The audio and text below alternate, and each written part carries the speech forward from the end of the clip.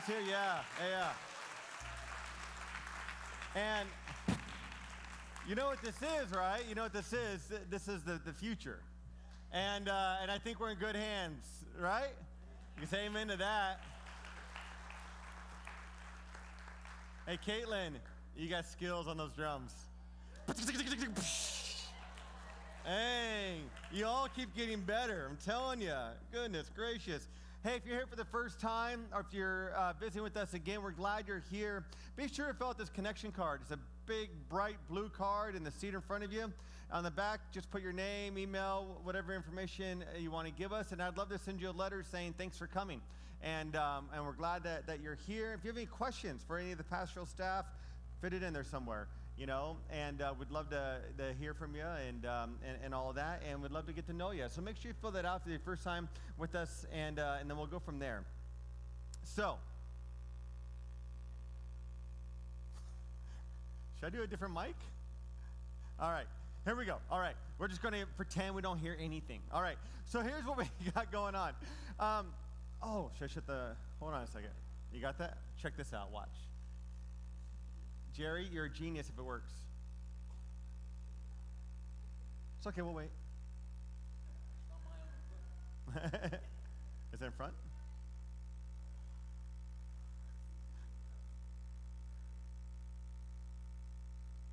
All right, well, look at that. Oh, look at that. Look at that. Thank you. Thank you very much. No. All right, So we're concluding our series today, this weekend, called Own. Next week, we're going to start a brand new series. This series is about who Jesus was, why we could believe in who he was and that he actually lived, and then what does Jesus mean in our lives today? So kind of going for the full spectrum and realizing that Jesus still changes lives today, that Jesus still can bring us redemption. Jesus can still bring us healing. Jesus can still bring us wholeness. Jesus still wants to bring us fulfillment. And what does that look like? So over the next, leading up to Easter, we're going to go through that series, and that starts next week. Today, however, we are ending our series Owned, and we're talking about generosity. And here's the reality.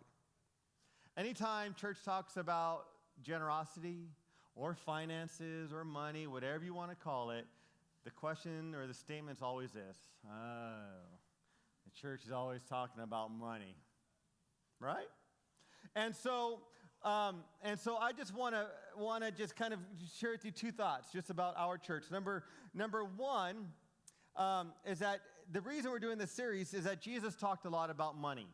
Jesus talked more about money than pretty much any other topic. There's 500 passages in the Bible on prayer, and there's over 2,000 passages that deal with money and generosity and wealth and how we handle those things.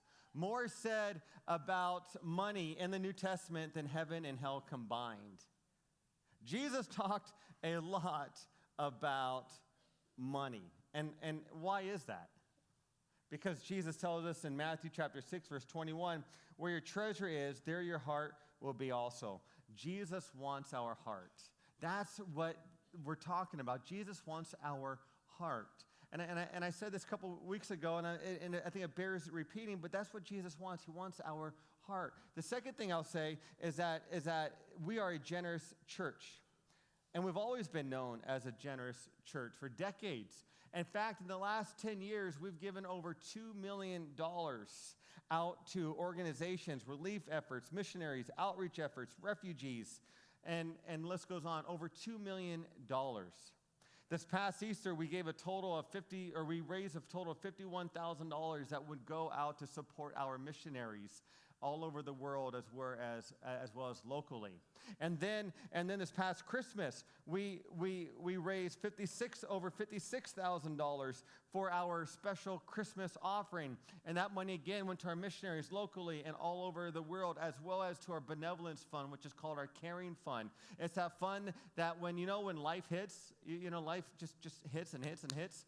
And this is a fund that we're able to give financial support to families in need when it's appropriate. And it's a hand up, we say. It's not a hand out. So I say all that to communicate that we are a generous church and we practice what we preach. We are a generous church and we practice what we preach. And many of you have given, are starting to give for your first time. And some of you have been giving for years. And wherever you are, continue in the habit of giving. Secondly, I just want to make it clear that we're doing this series on generosity not because we're in any financial difficulties. We have a lot of money in reserves. And yeah, granted, week to week we have a goal of what we want to hit in terms of our finances, right? Sometimes we go above it, sometimes we go below it, and sometimes we have to make the tough decisions. Okay, this month let's not spend it on this, but let's spend it on this, just like in any household. That's the reality. But we're not in any financial difficulties at all. That's not why we're doing this series at all. In fact, if someone came to me and said, I'd like to give you $20 billion, I would gladly take that $20 billion. And then the question is, well, would we have to take tithes and offerings every weekend? The answer is yes. Why? Because Jesus teaches us to give regularly, give generously. And we would continue to do that. And then that money would just go to further the kingdom like crazy. And so if you have $20 billion, I'll gladly accept it. And I'll write you a thank you note. All right. That's all you're getting from me. Because there's no strings attached, you know? So to clarify, we are not doing a series on generosity to get money. Fair enough? Say fair enough. All right. But we are doing it to be obedient, as this is the type of life Jesus led. And third, I want to just communicate that our church is wise with our finances. We have 2 building loans. And one of the loans, called Phase 2A, that's going to be paid off in June, which is like amazing.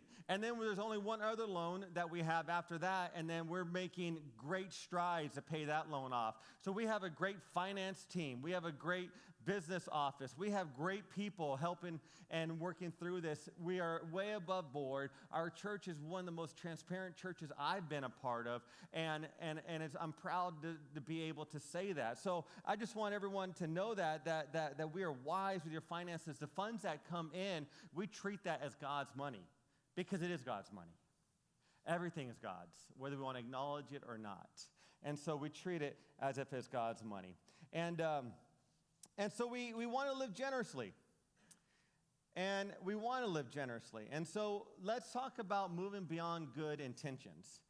Proverbs chapter 3, verse 9 talks about giving back to God first. Honor the Lord with your wealth, with the first fruits of all your crops.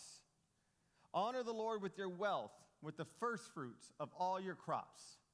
The idea was that when the harvest would come in, you'd give to the Lord the first fruits of your crops. Then we read in 1 Corinthians chapter 16, verse 2, on the first day of the week, each one of you should set aside a sum of money in keeping with your income, saving it up so that when I come, no collections will have to be made. So Paul's telling them the first thing you do when you get paid, whether it's once a week, once a month, once every time you sell something, give that to the Lord and set aside the first day of the week, which Sunday is technically the first day of the week. And so that's what we're to do. But the reality is this. When we talk about getting practical, the reality is this, is that we have a lot of debt. And we want to be generous, but sometimes it's hard because we have a lot of debt. In fact, it's like 99% of Americans have debt. You know, so I'm not going to ask you to raise your hand if you have debt, because everyone but like 2 people will raise their hand. And the people who don't raise their hands, we're going to like become their best friends. Just kidding. You wouldn't do that. No, anyways. So that makes it difficult to give. It makes it difficult to be generous. And so how do we do that? How do we be generous yet realize that we live in one of the most expensive places on earth to live, or, you know, it's up there anyways. And how do we be generous when we're living paycheck to paycheck? How do we tithe? What are some of these things? So I've asked Unan to come up here. Un is our treasurer. He is a professor at UH. And you come on up here, Un. And then, and additionally, Un advises different boards and things like that. So he hates it when I say this, but he is a bigwig, but he won't. But I keep saying it anyways. And he helps manage the church's finances and the church's funds and all that stuff. So I'm going to ask him a bunch of tough questions, and he better give us good answers. Thank you, Pastor Brian. You're welcome, Dr. Un. So I'll start by thanking him for his generous introduction and exaggerated introduction. And then I will elaborate, which will help us both. I never exaggerate. Correct. Let's emphasize the never. I will elaborate and keep us both humble. So Friday night, my youngest son, Titus, was at this service. He's not here right now. That's why I could talk about him. My kids do not like when I'm talking about him if they're here.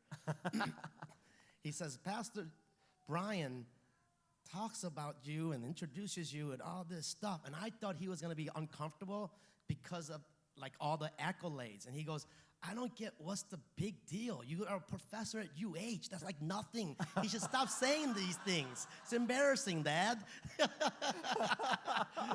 So I said, I agree with you, Titus, but Pastor Brian thinks it's a big deal. So we'll leave it alone, okay? Kids are so honest. Yeah, they're honest. They keep us humble, that is for sure. Keep us humble, yes. All right, so definitely. Dr. On, I'd like to talk to you. So, all right, I got some questions for you. Should we be tithing? What does tithing look like? Should we be giving money? And how much money should we give? We have debt. Should we not give to pay off the debt? And what should our budget look like? These are just everyday stuff, especially when we live paycheck to paycheck. And, you know, lots of people have two families living in one home. And so you solve all this for us. So great practical and theological questions. So we'll go to the next slide here. Thanks, Tim. So this is a recommended list to help you budget from David Ramsey. And if you guys don't know, David Ramsey is a radio host who speaks on personal finance and financial discipline from a biblical perspective. So he has these categories where he tells you roughly what you allocate as a percentage in order to have a responsible budget. And just in case you're wondering, and maybe math isn't your strong point, when you're done with this, and he gives you ranges sometimes, it has to be ideally 100% or less, okay? Because it's 100% of your income that you're allocating here. Now, after Friday night service, I had a gentleman ask me a great question. So he said, is tithing, assuming you tithe, you know, and this budget, is it coming off of gross income or net income, take-home income? And I said, well, as far as I could tell from David Ramsey's recommendation, since he doesn't have taxes as a category, I'm going to assume it's net income, so after taxes. But at the same time, I'm, again, going to leave it, it's up to you, between you and God. So let's go to the first line item, and I believe David Ramsey makes this first because of the verse Pastor Brian gave us earlier today, first fruits. First fruits means should be at the top of your list if you're giving to God. If you put it underneath miscellaneous, most likely by the time you get there, there's going to be nothing left. And if there is something left, there's no faith in the giving process. So that's why I believe David Ramsey puts it first, based on first fruits concept. Now, the 10%, as much as Jesus talked about money, as Pastor Brian said, he rarely addressed tithing and spoke specific percentages. The 10% is an Old Testament concept that was practiced. Jesus did not emphasize it. So the New Testament, once Jesus arrived, what Jesus emphasized was giving your heart to God. So if you look at the New Testament, there's nothing really telling you that you must give this amount. So I would say our church, and clearly God, doesn't need or want you to give if you're doing it grudgingly, you're doing it because you feel guilty, you're doing it because you feel prideful, or you're being legalistic about the whole process, okay? It should be you're giving joyfully, enjoying the sacrifice, feeling blessed and honored to be part of furthering God's kingdom and wanting your faith to grow as you find security in knowing that you're storing your treasure in heaven and not earthbound. So the 10% again, I do think it was a good custom that we inherited from the Old Testament. And at this stage, our current life, I believe it's a very good recommended number. But if you're a new Christian or you're really struggling with your budget and you need to slowly become financially disciplined, I believe God understands if you start somewhere and you work your way towards it. Having said that, I would say if you're really blessed and doing really well, no one says, and God definitely doesn't say, and Jesus never said it, that you have to stop at 10%. Pastor Rick Warren, he practices reverse tithing. And if you never heard that phrase before, reverse tithing is he gives 90% of his income and lives on 10. I've known, I like the what, yes. Like, what did you say? What'd you say? Okay, but once again, joyfully, gladly. And I've known a couple of businessmen, Christian businessmen, who reverse tithe. And maybe you're sitting there, I like the what comment, but some of you guys could be thinking, yes, if God gave me $10 million a year, I could reverse tithe. I guarantee you can't. In fact, typically the more you make, actually tithing doesn't get any easier because the absolute number is so large. Yep. Think about it. Really, if you made $10 million a year, you could give $9 million away? It's not easy. So, and I'm going to address debt in a minute, but point is, rarely are you going to just start giving more because you make more. You should joyfully be doing it at whatever level of income you're at. Now, to address the debt part. The way our economy works and the way our consumers behave in America, almost everyone has debt. Could be your home loan, could be your car loan, it could be your educational loan, it could be you got 3 or 4 credit cards. As Pastor Brian stated earlier, almost every American has debt. So if you're waiting to be debt-free to give to God, and we practice that as Christians in America, within the next 6 months, almost every church in America would go belly up. It is just, those are the numbers in America. So not that I want you to get your debt out of control, but I think the key is to manage your debt well, like our church is doing. Have a plan to reduce it, and ideally become debt-free if possible. But in that process, giving to God should be part of that equation. Because realistically, if you're waiting for income to go up and you're waiting for it to be debt-free, I'm going to be honest, I don't mean to be too judgmental, you're never going to give. It's almost never going to happen. Because you could always hope for the day you make more money, and you could hope for the day you don't have any debt. I do think at the end of the day, those are just excuses. But again, if that's where you're at, it's okay, because I believe God and our church doesn't want you to or need you to give guilt-driven, pride-driven, legalism-driven, okay? Joy. There should be joy in the process. There should be joy in the sacrifice. Now the budget part, right? Yep. So let's get the simple budget equation. Next, there we go. Yeah, budget equation is very simple. This is like Greek up here. Sorry, no, it's not. It's very simple. Income minus expenses should be greater than or equal to 0, right? So you have a balanced budget or some savings, and you have to be financially disciplined to do this. And the word discipline doesn't sound good. I know that it sounds painful. And initially, it is painful. Just like if you're trying to eat right or if you're trying to exercise, initially, it's painful. Financial discipline is initially painful, but once you become disciplined, you will be very happy with who you are. Yeah. Just like I said, like eating right, exercising, financial discipline. That's what we want to do. We want income minus expenses to be greater than or equal to 0. The reason I have the equation below that, T minus G, T is taxes and G is government spending. That's the government's budget. And you see I put greater than 0? No, actually that sign is wrong. That sign's supposed to be less than 0. Hey, by the way, you approved it when I sent it to you. Yeah, you did. I did. I created it. No. It. That sign is right. Wait, no, my eyes are bad. That sign is right. Oh, no, that okay, sign's right. right. So here he is. maybe You see it's how just fast he throws me under the bus? All right, Pastor Brian, next time you need a favor.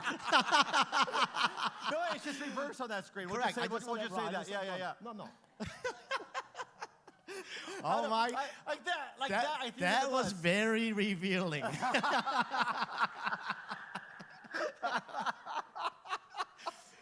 Anyway, let's get serious here. Let's get serious. Okay, so government tends to have a negative budget, right?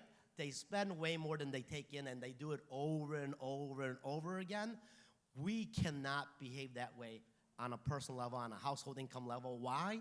Because we don't have the luxury of just issuing IOUs every time we feel like it. Government issues IOUs every year because this is a negative number, and they keep rolling it and rolling it. IOU is more the practical, in my opinion, layman's term that relates to what they're doing. They decorate it by calling it government securities, treasuries, so you really think there's something cool going on? There's nothing cool going on. It's IOUs. They have a piece of paper that says, I owe you money. And then somehow the rest of this world keeps buying it, so we have this negative equation work for us over and over again. And it will work for eternity as long as someone out there with money keeps giving it to us. You don't have that luxury at your level. So you can't exercise this kind of budget. You have to become disciplined, and you should have a balanced or positive budget. You have to just exercise that, okay? Now, back to Hawaii. If I can go to the previous slide. When I moved to Hawaii, just like when you moved to Hawaii, and maybe most of you guys grew up here, and some of you guys moved here, Hawaii is very expensive. You can say amen to that. Yeah. So, in fact, after Friday's service, one of the members of the church said to me, and Pastor Brian and me, we were not clueless. We understood this concept before this was addressed to me after the service. The guy said, in Hawaii, housing costs 25%. He said, typically way higher than that. I know, it is. But again, that's why you have to figure out how to do your percentages. This is David Ramsey just recommending roughly what the average American should look like. Because when I moved to Hawaii and I came from Chicago, which is not cheap, but literally the housing cost here compared to Chicago is 4 times. 4 times. Okay. Because we pay double for half the square footage. So it's 4 times. And where's that food? Food is up to food number 3. 4 times. I think food went up like 4 times. Yeah. So how do you, like you said, balance the budget with the equation when this kind of stuff happens to you in Hawaii? Again, you gotta be disciplined, and there's gotta be sacrifice. For our family, we try to lower housing costs. We went from a huge house with huge yard, huge garage, to a 2-bedroom apartment with 4 kids, okay? That's bonding. Recreation didn't exist for a while. Other personal spending, miscellaneous. Anyway, it took discipline, it took sacrifice, but we try to honor first fruit. And I do believe my wife and I actually, we had no problem with it. We found joy in the process. I'm going to be honest, though. I'm not sure if my children found joy in the process, but we found joy in the process. So being in Hawaii, you have to be actually more disciplined, more proactive. And again, the emphasis here, as far as I'm concerned, I hope you agree with me, at the end of the day, God doesn't need or want your giving, and neither does our church if you're doing it grudgingly, if you're doing it upset, if you're doing it because you're guilt-driven, you are being legalistic about the whole process, or if you're doing it just because you're prideful. Yeah. We want you to feel joyful. The sacrifice feels good as you get financially fit, and you are a partner in God in furthering His kingdom. Yep. I'll close with the final verse. Yeah. It's 2 slides away, unless you got another question. I did, Yeah? but then you kind of answered it. Okay, thank you. Thank you. Just no more throwing me under the bus. I'm about to wrap, okay? I'm never going to live that down. So I will close with this verse because, like I told you, Jesus rarely addressed tithing as much as He talked about money and rarely mentioned percentages. But this is a very challenging verse. Matthew 23:23. Woe to you, teachers of the law and Pharisees, you hypocrites! You give 1/10 of your spices, mint, dill, and cumin, but you have neglected the more important matters of the law, justice, mercy, and faithfulness. You should have practiced the latter without neglecting the former. Jesus wants our hearts. He wants us to turn over our finances, but he wants to turn over our complete attitude and character. And so that verse tells me Jesus wants our hearts because he wants our everything. And he is scolding the Pharisees in that verse by telling them, I don't want your money if you're giving it with an attitude that I don't like. And that's what the Pharisees were doing. We don't need to do that. We need to give with a proper attitude and joy. It's awesome. Thank you for your time. Thanks, Zoom. That's good stuff.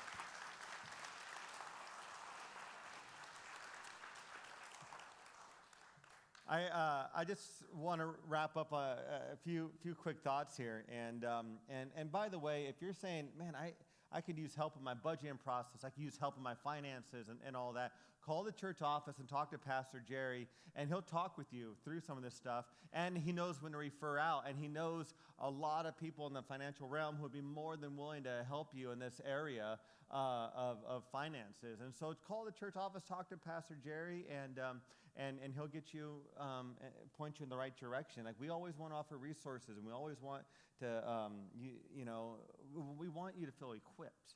And we want everyone to find that freedom in life, and finance is a big part of freedom.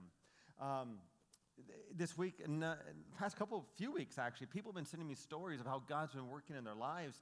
This week I got 2 stories, just this past week, 2 stories of how God has blessed them because they've been generous with their finances. And God does bless us when we give. Sometimes it's financially, but a lot of times he blesses us in other areas. Sometimes it's intangible areas. And that's great. And I don't got time to get into those stories and all of that.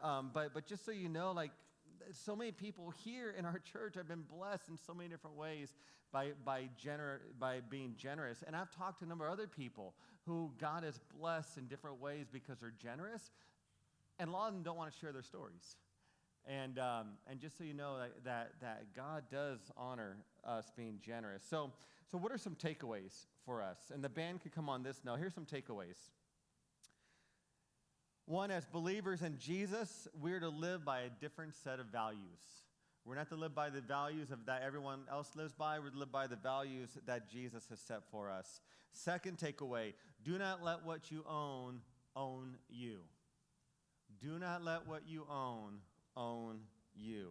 The third takeaway, as we move toward generosity, we make giving back to God a priority. And here's the deal, when we make giving to God a priority, that's going to require sacrifice. And the key in all of this is give your heart to the Lord. Give your heart to the Lord. The Lord wants our heart. The Lord wants our lives. He doesn't need our money. He doesn't need our service. He doesn't need anything. One, the Lord asks us is to give him our heart. The Lord wants our heart. Matthew 6:21, for where your treasure is, there your heart will be also. For where your treasure is, there your heart will be also. And then in verse 24, no one can serve 2 masters. Either you will hate the one and love the other, or you'll be devoted to one and despise the other. You cannot serve both God and money. So wherever you are in life, wherever you are in your journey of living for Jesus, your journey of generosity, just take time as we sing this song and ask the Lord, what is it you're communicating to me? What is it you're telling me? How can I be generous? How can I put you first? And just see what the Holy Spirit says to you as we sing this song.